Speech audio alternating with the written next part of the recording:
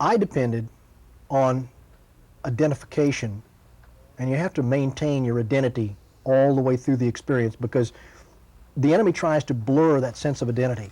You lose contact with time because of the isolation. But they also want to blur your identity because it makes it easier for them to manipulate you if they can blur that sense of identity.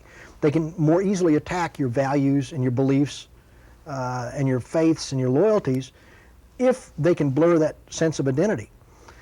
Mine was locked into my family and my home, which was the anchor. You know, you remember who you are and where you came from.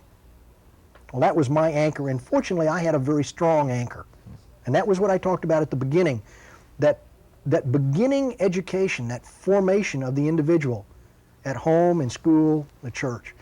That gave me my sense of identity. Now, onto that, I kept telling myself, you're a West Point officer, you're a Special Forces officer, and things are expected of you, and you can't let those people down. And I was thinking mainly military, because there were people that I knew, and I kept thinking, what would they think of me if I screwed up now? Now, those people were important to me because their evaluation of me, their judgment of me, was important. Now, this is where I mentioned the audience earlier on, and the roles that you play for an audience. Well, in a sense, I was playing a role here. I was acting out and doing what that audience that I had selected would approve of.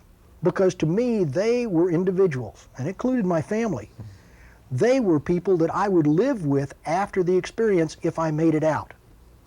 Now, the communists are attempting to take that audience away from you and say, you can't see them. They are removed from you. We are your audience. We tell you what's right and wrong. We judge you. Our view of you is what is important. Now, they tacked on a Jane Fonda. They tacked on Tom Hayden, the anti-war movement. Those people will support you when you get back if you do what we say is right. I thought, what the hell, I don't want them to support me. I don't like them. You know, I don't want that group for an audience. I've chosen my audience.